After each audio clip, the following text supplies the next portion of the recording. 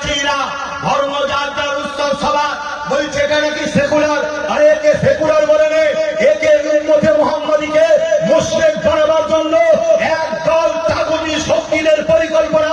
কেন ধর্মযাত্রার উৎসব সভা এই কথা যদি মুসলমান মেনে নেয় সঙ্গে সঙ্গে ইসলাম থেকে বেরিয়ে কাফের হয়ে যাবে। এর বিরুদ্ধে কোন উলামারা লড়াই করছে? এর বিরুদ্ধে মুসলিম সমাজকে জাতিকে জাগাবার জন্য উলামারা লড়াই করছে?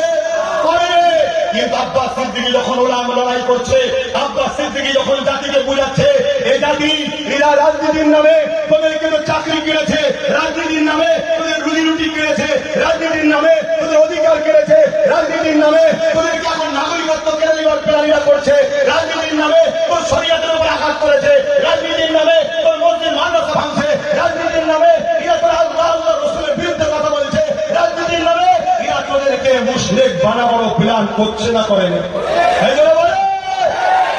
ইসলাম